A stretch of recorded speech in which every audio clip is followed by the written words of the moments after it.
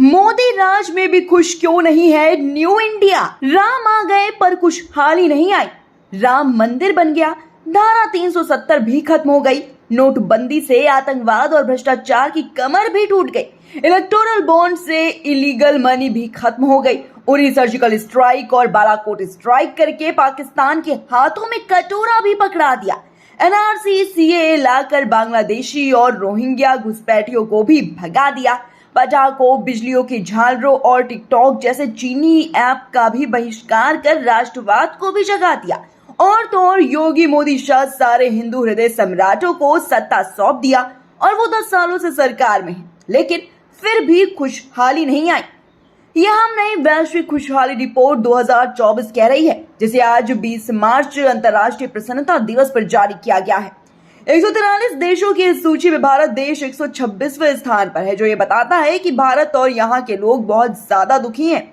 इस रिपोर्ट में फिनलैंड लगातार 7वीं बार पहले पायदान पर बना हुआ है। इसके बाद डेनमार्क दूसरे, आइसलैंड तीसरे, स्वीडन चौथे पायदान पर है और इसके अलावा अन्य नॉर्डिक देशों नॉर्वे, स्विट्जरलैंड, लग्जमबर्ग, न्यूजीलैंड ने शीर्ष 10 देशों में अपना स्थान कायम रखा है।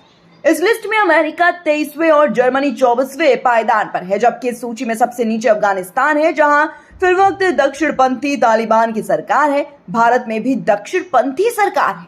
आखिर खुशहाली के ऐसे क्या मानक है जिन्हें नरेंद्र मोदी की अगुवाई वाली केंद्र सरकार अपने देश की जनता को नहीं दे पा रही है? सामाजिक सहयोग, आय, स्वास्थ्य, आजादी, उदारता, जीडीपी और अभाव की स्थिति और भ्रष्टाचार आदि को मानक बनाकर यह सूची तैयार की जाती है। जाहिर है कि मोदी जी को सत्ता में आने के बाद से हमारे देश से स्वतंत्रता, उदारता और सामाजिक सहयोग को काला पानी भेज दिया गया। जिंदगी में पसंद की चीज चुनने की आजादी भी हमारी खुशी में शामिल होती है, जैसे कि करियर, धर्म को मानने की आजादी, जीवन साथी चुनने की आजादी, पसंद का खाना खाने की आजादी। इनमें से कितनी और कौन सी आजादी आज भारत के लोगों को हासिल है? केवल बीफ खाने लाने के शक में अब तक इस देश में दर्जनों हत्याएं और सैकड़ों हमले हो चुके हैं। जीवन साथी चुनने की आजादी पर बजरंग दल, विहिप आदि रोज ही हमले कर रहे हैं। कभी प्रेमियों को हिंदू सनातन संस्कृति के नाम पर पीटते हैं, कभी लव जिहाद के नाम पर, कभी धर्म परिवर्तन के आरोप पर। इस वक्त सामाजिक सहयोग का तो आलम यह है कि खुद प्रधानमंत्री मोदी सार्वजनिक मंच से दंगाइयों के कपड़ों से पहचानने की बात बोलते हैं। मुख्यमंत्री योगी आदित्यनाथ की मौजूदगी में मंच से मुस्लिम महिलाओं को कब्र से निकालकर बलात्कार करने की बात कही जाती है। संसद भवन में भाजपा सांसद मुस्लिम सांसद को आतंकवादी कहता है। खैर छोड़िए इन बातों को, वापस खुशहाली सूचकांक पर आते हैं। बताते चले कि वर्ल्ड हैप्पीनेस की सालाना report UN sustainable development solution network जारी करता है। विश्व खुशहाली दर की रैंकिंग सर्वे के डेटा के आधार पर तय होती है। ये सर्वे गैलप वर्ल्ड पोलिंग एजेंसी करवाती है। संयुक्त राष्ट्र की महासभा ने 12 जुलाई 2012 के अपने प्रस्ताव 66/281 में दुनिया भर के लोगों के जीवन में सार्वभौमिक लक्ष्यों और आकांक्षाओं के रूप में खुशी और कल्याण की प्रासंगिकता को मान्यता देते हुए 20 मार्च को अंतर्राष्ट्रीय प्रसन्नता दिवस घोषित किया।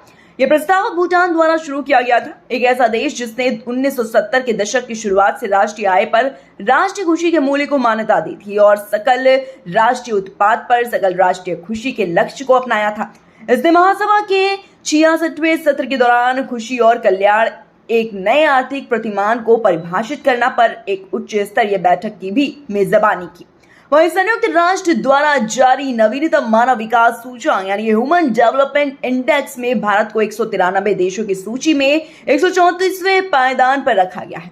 सूचकांक वर्ष 2022 के आंकड़ों पर आधारित है और इस सूचकांक में भारत को कुल 0.644 अंक दिए गए हैं, जो भारत को मध्यम मानव विकास वाले देश की श्रेणी में रखता है। वहीं दूसरी तरफ स्विट्जरलैंड को इस इंडेक्स में 0.967 अंकों के साथ पहले स्थान पर रखा गया है। कुल मिलाकर बात सिर्फ इतनी है कि एक और तो सरकार दावा कर रही है, उसने कहने पर रूस यूक्रेन युद्ध रुक जाते हैं, हर जगह बस उनका ही डंका बज रहा है। दूसरी ओर दुनिया के तमाम सर्वे, अध्ययन और सूचकांक रिपोर्टों में भारत देश को लगातार निचले पायदान पर रखा गया है, जो ये बताता है कि सरकार के शासनकाल में देश और आवाम दोनों दिन ब दिन गर्त में जा रहे हैं।